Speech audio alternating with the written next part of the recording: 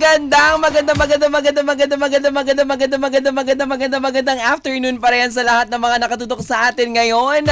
Atin nga pong napakinggan, of course, live na live sa programang Banana Crew. Dito lang sa 92.3 FM, our favorite music radio ka-vibes niyo sa Soundchip, ang lupet.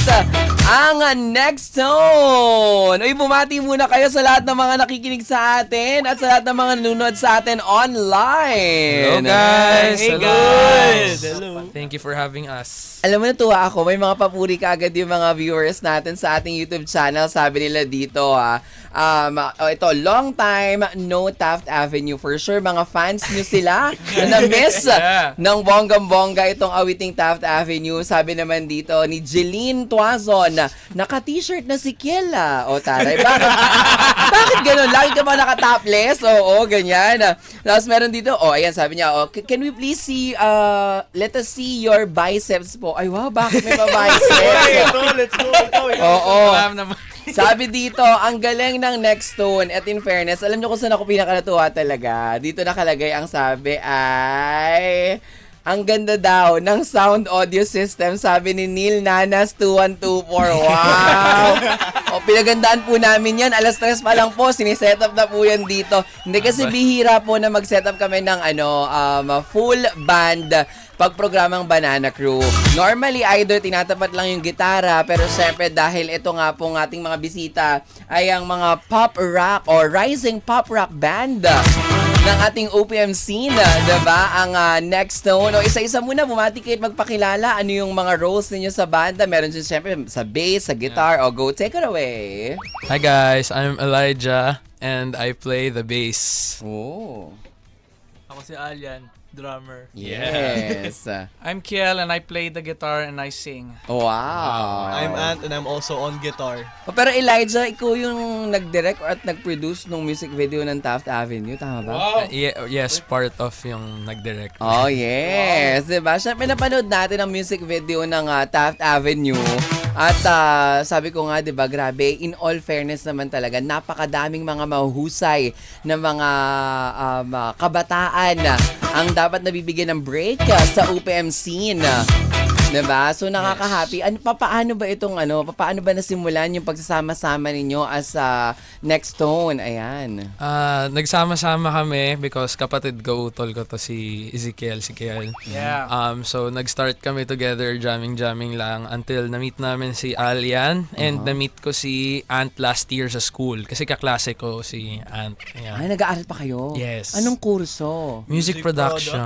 Sa Benild. Ay, iba din naman. Parang pang mga shala-shala yung mga course, no? Oo, diba? Music production sa Benild. Tapos, ibang level kasi nasa Sony Philippines na kayo. Yes. Wow! So, Totally. from trip na jamming lang. Tapos, syempre, yun din yung kurso ninyo. Ibig sabihin talaga, you love what you're doing. Yeah. Paano napasok sa eksena ang Sony Philippines para sa Next Zone? I think, paano ba? Parang Napanood ba nila yung music video? Nakita nila yung mga songs nyo? Narinig po yata yung May songs nag-introduce sa namin. kanila. May nag-introduce sa kanila. Tapos, ayun, parang nagulat kami kasi hindi kami nag-apply. So, like, we're very grateful na nakita po nila yung potential namin. Yes. If ever meron ba. Pero, Meron na ayan. meron. Meron ba? Alam nyo, pinapanood ko kayo sa dami ng mga na-interview ko way back 2009 pa yung mga dati nagsisimula hanggang sa sumikat na puno na yung Araneta, lumibot na sa buong mundo. Sabi ko nga, parang nung tumugtog na kayo, nung sineseta, sabi ko, in fairness to mga batang to, no, may future. Thank For you. sure, yun yung nakita sa inyo ng Sony Philippines. Salamat. Kasama na namin ng Sony ever since noon pa. Yeah. Parang feeling ko, yung promo nyo, sina Ian, mga baby pa sila nung time nagtatrabaho. Oo, di ba? So, nung tinawagan kayo ng Sony, ano na-feel ninyo? Kasi syempre, nag-aaral pa kayo, kumbaga parang di pa kayo tapos sa kursong kinukuha ninyo, pero yung opportunity, yung break, parang kahit paano, nandun na. Actually, yun nga eh. Kasi even before nga kami mag-aral ng music production, nagbabanda na kami 3 pa lang. So, to hear na kasi from gigs na walang tao to kami lang nakakarinig ng mga gawa namin, biglang naging interested yung Sony sa amin. So talagang out of this world talaga reaction namin. Talagang gulat na gulat kami until umabot sa point na months namin siya binibring up sa mga tao. Talagang pinagmamalaki namin, uy, yun yung Sony Music na kami. Hanggang ngayon nakakagulat pa rin eh. Totoo. Yeah. At saka syempre, di ba, parang hindi biro yung ilapit kayo ng Sony Philippines para sa mga radio stations, Yes. sa mga guestings ninyo. Kasi syempre, parang ito na yung simula. Kumbaga, di ba, magsa-start na napapakinggan na kayo ng mainstream. Mas malawak na yung magiging market nyo talaga. And of course, right after this interview, hindi lang to basta nag-perform kayo. Ila-line up na namin for sure yung mga kanta nyo sa playlist namin. And sa mga taga-Binild, sa mga taga-Lasal, yung mga nasa Taft, yung mga nasa University Belt dyan, ako kung sure ako nakarelate kayo or ramdam ninyo yung unang kanta na napakinggan nyo dito sa programa, yung Taft Avenue, i-request nyo po yan dahil pwede po yung mapasok sa ating Banana Crew Daily Top 10 Countdown Hits na kung saan araw-araw pinapatugtog po natin yan pagpatak ng alas 5 hanggang alas 6 ng gabi. O pag-usapan natin, dahil taga-Binild kayo, syempre yung Taft Avenue agad-agad yung nasulat. O what about Taft Avenue? Para naman dun sa mga nakakaramdam ng nostalgia. Yung may nostalgia dahil dahil silang doon din nag-aaral. Ano yung bago ba dito sa Taft Avenue na nilagay nyo through songs? Yung concept kasi nung Taft Ave was, hindi naman siya essentially para sa mga taga-Taft lang, pero para sa mga, nung nasulat namin yung song, it's more on yung nangyayari sa mga kabataan yun na may situationships, gano'n. Yan. So, Parang, alam mo yan, parang hindi pwede sabihin yun. Parang yung situationship, di ba? Oo, masakit talaga na pinagdadaanan. Okay, tuloy. so, ayun, we made a topic na gano'n kasi parang college life, tapos parang nagiging new normal na siya para sa mga, like, with the experience of mga bagong kakapasok lang sa college. So, siguro more on culture shock siya kung bakit namin nasulat yun. Pero, ayun, para makarelate yung other people rin, it's because, parang ano lang yun you're longing rin na ma-reciprocate yung binibigay mo na love dun sa certain person. Sa inyong apat, kay Ezekiel, kay Elijah, kay Ant, at saka kay Alayan, sino sa inyo nakaranas na ng situationship? Kasi di ba hindi kasi syempre di ba, how can you parang paano nyo maipapahatid sa listeners niyo kung hindi nyo naman talaga naramdaman yung ganong pakiramdam, yung situationship na sinasabi natin na usong-uso sa mga kabataan, di ba, no? Yes. Dati kasi sa mga nanay tatay natin wala namang situationship. Pag sila talaga. Pag hindi. Oo. Meron bang isa sa inyo ang talagang nakaranas ng tinatawag na situationship? Oo. Yo, Doc. Ang kinin na lang natin lahat. Oo. Tayo? Maging unity. Yes. Meron. Lahat kayo. Yes. Pwede na. Okay, oo. O kwento. May nabasa kasi ako sa isang panayam ninyo. May nagbanggit sa inyo na parang sabi niya, when you find the right person, the noise and the smells don't matter. Ibig sabihin daw, hulog na hulog ka na. Sino nagbigay ng statement na to? Ako ba? Ikaw. Ako yun. Ikaw yun. Ayan. Oo. Can you give us a context saan nang galing? Kasi syempre for sure it's about sa mga kantang naisulat. Yeah. Siguro kasi it's about, yun nga, yung parang hulog na hulog ka dun sa person na parang sinulat ko yung concept na parang despite kung gaano ka, wala ka lang pakialam sa surroundings mo, sa amoy, sa kung gaano kagulo yung Taft nung time na yun, nung sinulat ko na parang pupuntahan mo pa rin yung place na yun basta patay na patay ka dun sa person na yun. And I feel like nasulat ko yun nung first year kasi Ayan. sa akin. As in, batang-bata pa nung nasulat mo siya. Ano ba mga magandang tambayan sa Taft? Dati kasi, ang tanda nung pag sinabi ko ano yung tinatambayan ko dun dati. Nabutan niyo ba yung Happy Tea? Yes, hanggang ngayon. Actually, na-stop na yata. Wala na, di ba? Wala na. Tinanggal na yung sa Bellagio. Yeah. Wow!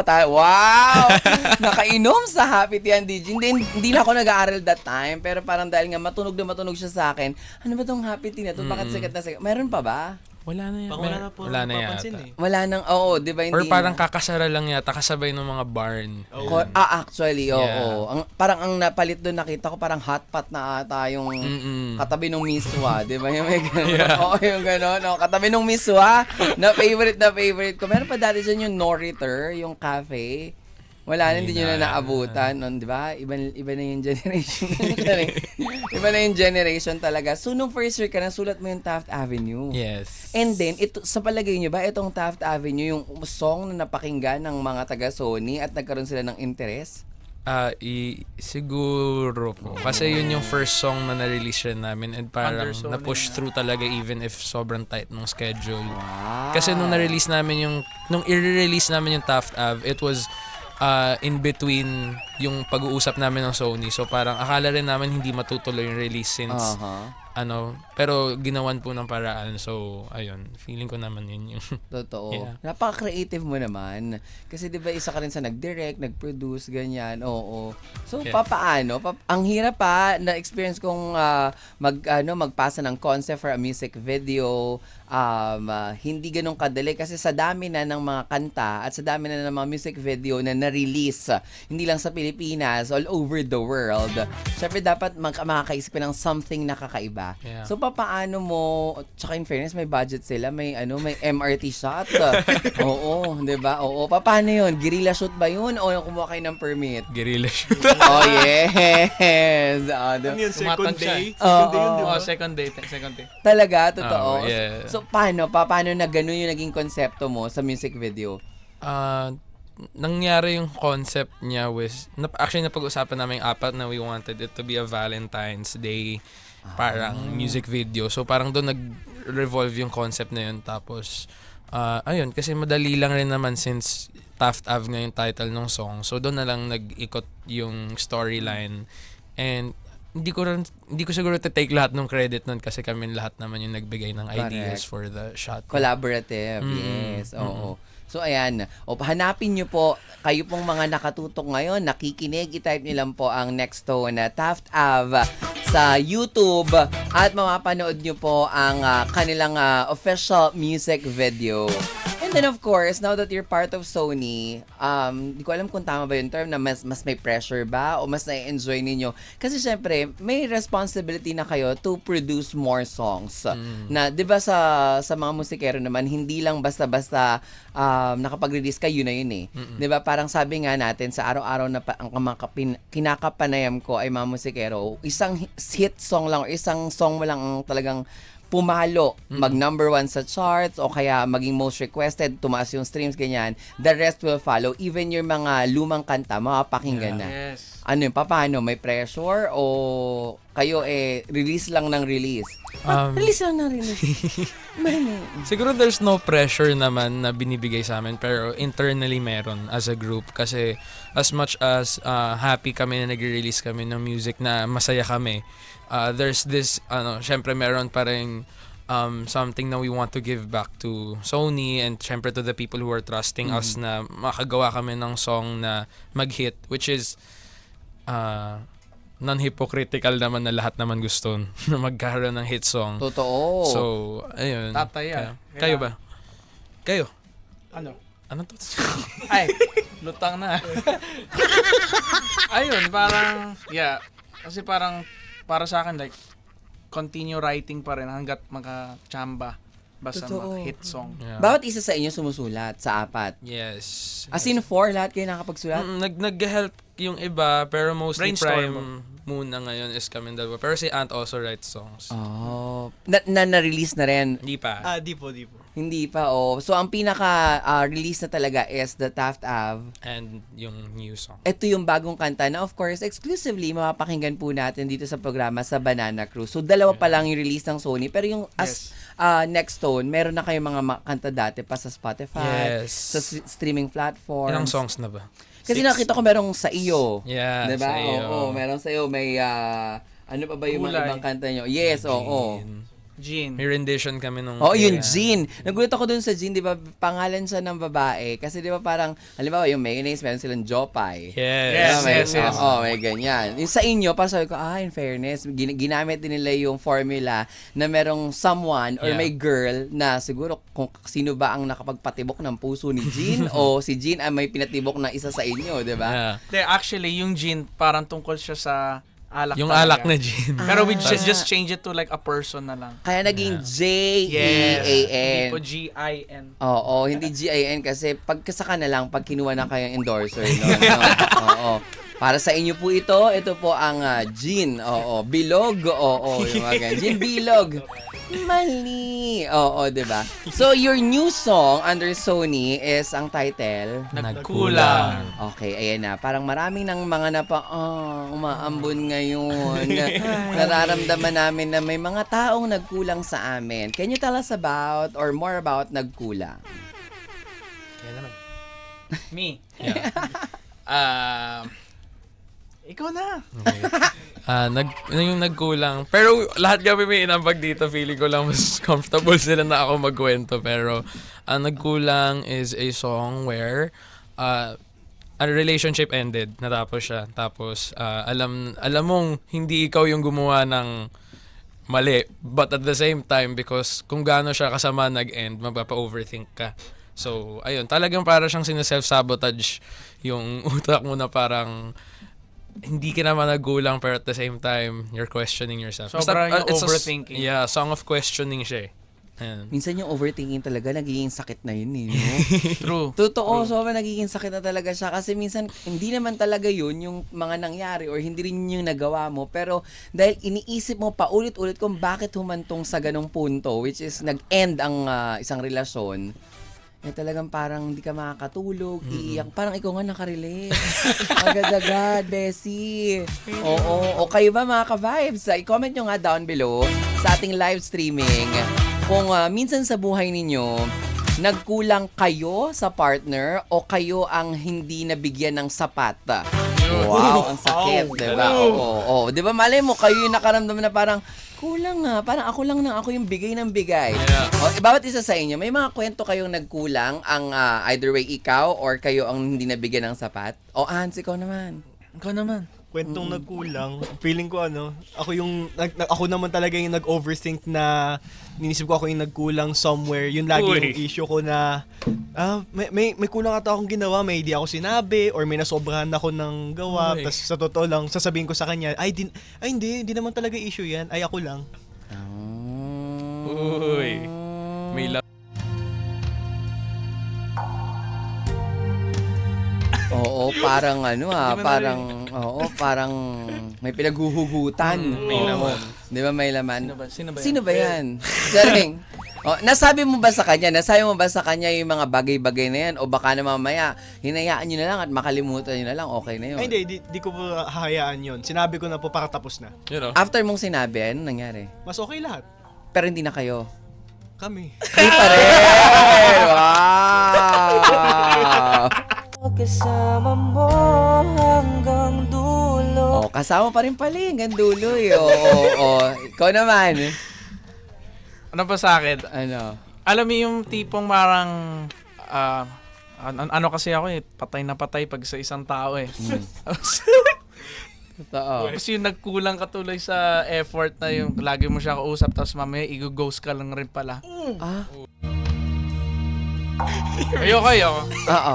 So, kayo pa? Hindi na. Ikaw ang ginos? Mm-mm. Ay, sakit.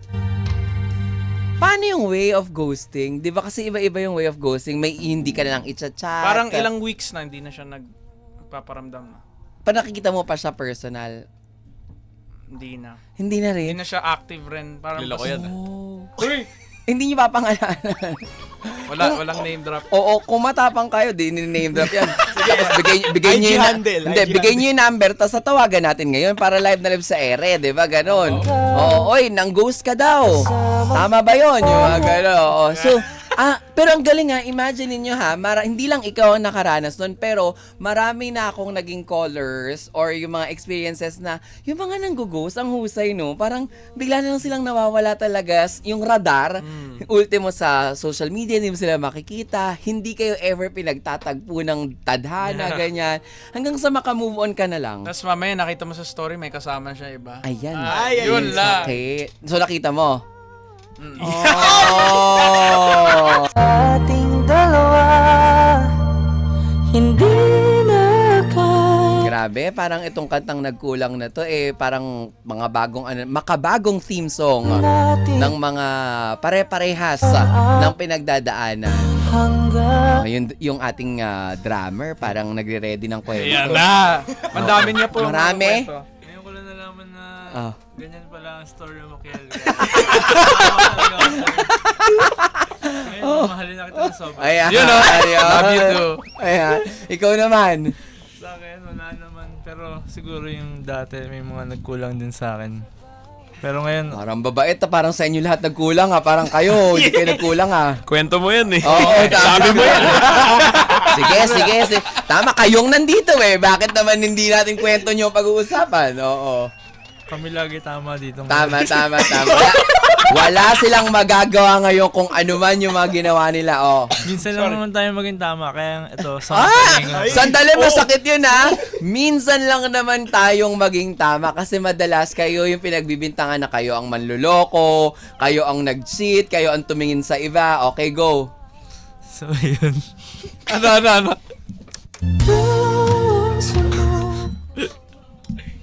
Siguro sila na lang yung ano yun natin. Ano, nakalimutan ko. Hindi ikaw, na-experience mo ba minsan in your life na nagkulang ka sa taong mahal mo kaya hindi nag-work or siya ang nagkulang sa'yo kaya hindi nag-work? Ako madalas. Kaya ngayon, good boy na ako ngayon. Wow! Dati hindi. Dati ako yung madalas. Talaga? Opo. Anong ginagawa mo? Nung high school ba yun pero... Sige, pag-usapan natin. Oo. Ang daming pa oras. Huwag na, masisira yung buhay ko. Okay lang, dahil pang oras. Malay mo, di ba, after ng interview na to, mag-trending, tapos mapanood niya to, sabihin niya, at least naman pala meron siyang self... Naka-block na po yun. Wala na, naka-block na. Pero baka sa akin, di naman naka-block. Sa account ko naman ipapapanood. Di ba? Kaya, dali na, kwento na. Anong ginawa mo dati? Ba't sa palagay mo, Chika to. Oo. Ako yun ng, Ay, Ghost. ikaw yun ang ghost. Uy! Balik. So, ikaw yun ang ghost, sa'yo naman, ikaw yung ginost. Sakit. Baliktad. Oh. Grabe ka, ganyan ka pala, Idok Ayan, oo. Ganyan ka Ganas. Hashtag 1, 2, 3, kanya-kanya na.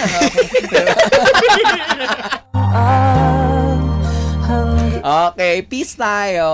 Ano na yun? Blast from the past, Yeah. diba?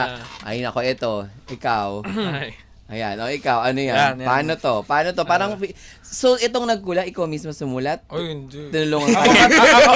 ako naman madalas. Ayan. Parang kasi ako tinamaan talaga Totoo. Ikaw yung ginos Oo, Matik ayan. na siya mag-full on rant ka din. Malungkot na eh. Pero, Sa'yo. meron ba? Parang wala naman. Hindi. Siguro, yung walang communication, mahirap yan. Kulang sa communication. Yun. Yan. Ayoko yan. Paano communication? Kasi syempre, 'di ba, yung iba nagmamatured sila na parang kung nung high school or nung mga teeny bopper days nila, 'di ba? Na-experience niyo rin ba yung parang morning, kumain na ako, anong ulam nyo? Ito ulam namin. Yung kahit hanggang tulog kayo. Hindi naman siguro yung gano'n. Like, Di ba yun yung dati? Yes. Pero yung sabi ko nga, pag nagmamatured na, yung parang, kunya, nasa trabaho, like, yung example yung sarili. Hindi. Hindi, parang halimbawa, ako, if I'm in a relationship, parang pag nasa trabaho ko, gusto ko nasa trabaho ko, nakafocus ako sa work na ginagawa ko. Yeah. Magkasabi lang ako na nasa work na, tapos pag after, dun lang ako magkaka-time na mag-chat sa kanya. Lagi siya nag-chat na parang, nakapag-story ka, bakit di ka nagre-reply? Yeah. Napipikon ako doon. Yes. Yes. Sobrang pikon ako doon kasi parang ang feeling niya, dapat ba laging yung attention ko nasa sayo? Di ba may mga ibang bagay ako, nag-drive ako, nag-drive-thru ako para makakain, uminom ako ng gamot or something, ganyan. So, hindi porke nakapag-story ako, ibig sabihin, kailangan nabasa ko na rin yung mga sinasabi mo, ganun. Yeah. Kaya pinaintindi ko sa kanya na pag uwi ko na lang ng bahay or pag may available time na ako, doon pwede na kitang replyan. Pwede ko lang sabihin na ito na yung mga nangyari, ganyan-ganyan. Kasi di ba dapat kapag mahal mo yung isang tao, dapat di ba yung trust mo sa kanya, parang hindi yung parang G ka. 80-80 ka ba? Hindi siya rin nagalit. Ayan. 80-80 ka ba, love? 80-80 ka ba, love? Oh, charing. Ayan. But anyways, going back sa inyo, yung akin naman, applicable rin naman siya sa pagkakaibigan lang. Na parang, ano siya, yung... kaibigan daw. Yung pag may, yung may problema or something specifically, tapos mas pipiliin nilang mag-deactivate. Ganun. Ay! Tapos hindi nagpapaalam, di ba? Hindi Na magpapaalam. mag-deactivate. Hindi, pero like in general kasi talaga, yung parang mas pipiliin nilang manahimik na lang kaysa sa ayusin yung problema. So Uy, parang, pangit yun. kulang yun. Alam, feeling ko yung pag, ginagawa niyo ba yung mga girls? Yung pag nag-deactivate kayo agad, pag kunyari lang hindi kayo okay with your partners or sa jowa nyo? Dami po. Talaga? Kasi like kayo na-experience ikaw, nag-deactivate ka pag di kayo okay? Baka naman, Generation thing. Yeah. feeling ko na parang instead of facing kung ano yung nasa harapan nila, magde-deactivate na lang kasi ang reason. Kaya ako nag-deactivate, ayoko makapagsalita ng something sa'yo. Yeah. Or Pero parang ayaw pangit nila yun. marinig yung gusto, yung ayaw nila. Ayaw nila marinig yung ayaw. Tapos pag okay na sila, tsaka lang Okay sila babalik. Mm-mm. Pero hindi mo naman nasabi kung ano yung mga talagang nangyari. Tapos, totoo. ayun, bugs. Sasabog. Yeah. Uy, iba na talaga mga bata ngayon. Oo. Dati hindi. Oo. Tsaka NBI ang mga babae, aminin niyo Oo yan.